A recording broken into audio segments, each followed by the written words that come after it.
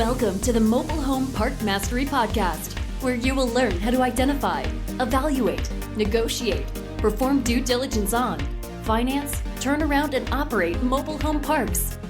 And now, here is your host, the fifth largest mobile home park owner in the United States, Frank Rolfe.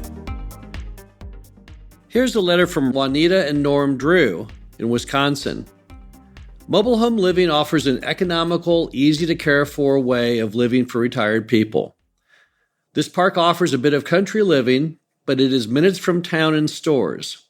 It is so pleasant during the summer to hear all the songbirds and then at night to hear the crickets. As a retired couple, we love our home and do our best to keep inside and out looking nice, and we especially appreciate how easy that doing so is very easy. Our home may be considered mobile, but it is going to stay right here where it is.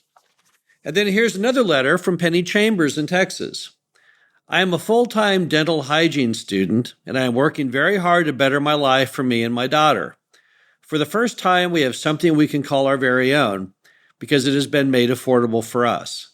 We are so happy to have our own yard and space where we can work together as a family and take care of our space and keep it nice.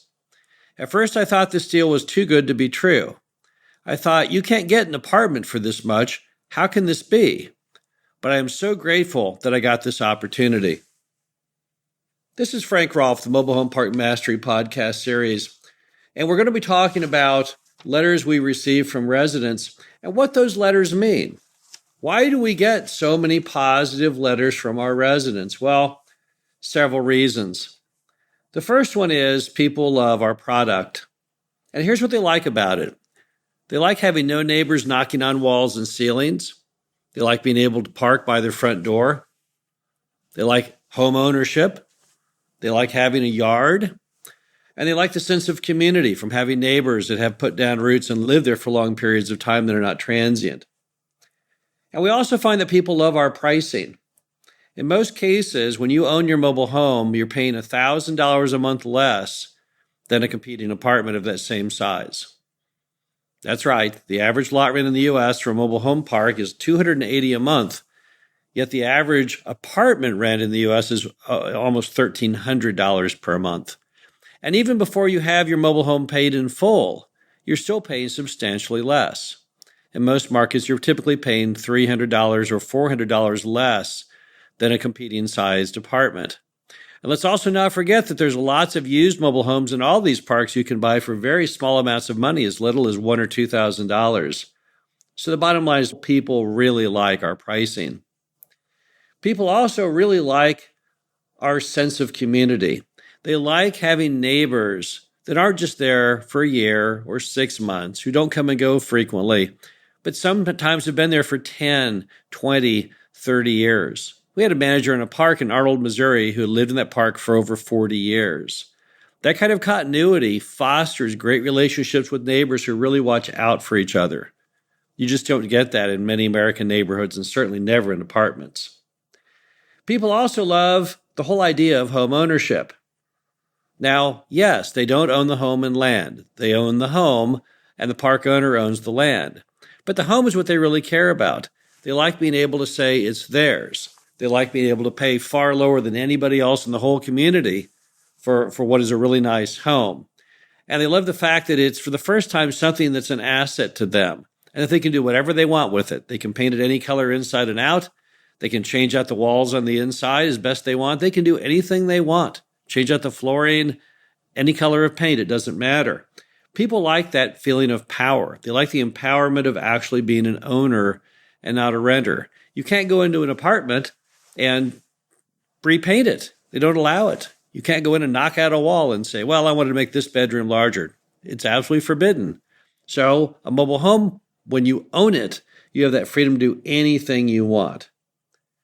But equally as much as people love our product, it's worth mentioning they hate the competition. And the competition is, of course, apartments. Now, what's the problem with apartments? Well, the main issue we'll be talking about is not with your Class A apartments. Those are new, those are shiny, those are glossy, and those are, well liked by most people who rent them, although they are very expensive.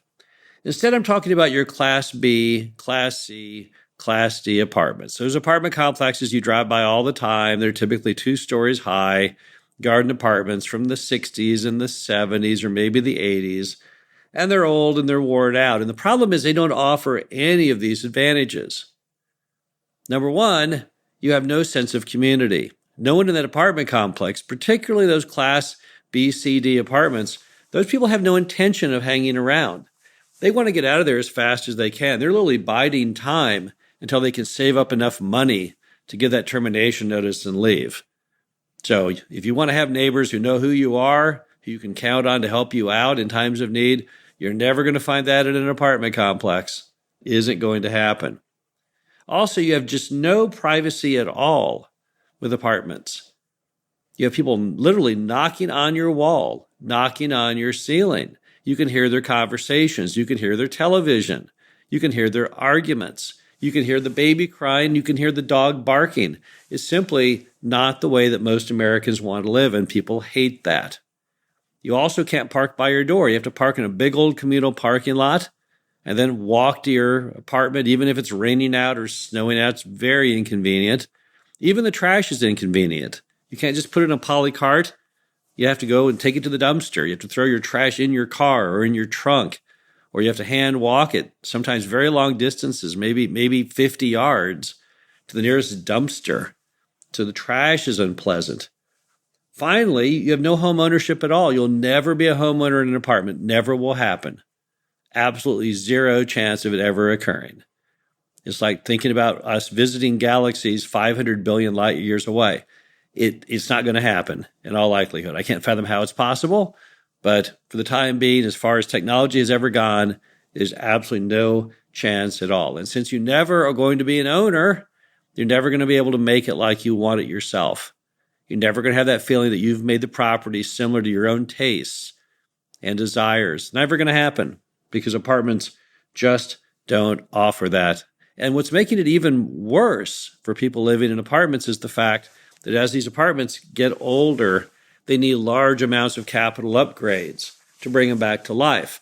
But moms and pops who have been buying up these Class B and C and D apartments, they don't have the capital to do it. You see, fixing up an apartment complex is massively more expensive than fixing up a mobile home park. A roof could cost you $250,000 or more. Fixing up those balconies, residing the apartment, everything is hundreds of thousands of dollars. It's not like a mobile home park where you can go in and paint the 3 ugliest homes for $400 each. It's an entire different matter. So what's happening is the folks buying these Class B, C, D apartments, they have no capital. They can't do anything with it. They can't even borrow the money to fix them because they're so massively overpaying with such low cap rates going in that they can't even through lending get the capital that's needed to bring them back to life. So as a result, they just keep falling apart more and more and more. When you talk to our residents and you talk to the people who hand in letters that they give us periodically saying how much they love the way we're running the business, and you talk to them, part of it is not only so much they like us, but part of it is how disillusioned they were and how incredibly unhappy they were in the apartment space. Because apartments just can't compete. Not the Class A, we're taking that off the table, but that's not really your mobile home park competition. The Class B, the Class C, the Class D apartments, they're just falling apart. They're not pleasant and they're only getting worse. And even if you pour a lot of capital into them, unless you can find just the right niche, where you have a lot of millennials who like maybe that cutting edge 1950s, 60s look, they're just become obsolete as far as the floor plan and finish out. Mobile homes of today are so much nicer than any of that Class B, Class C, Class D product.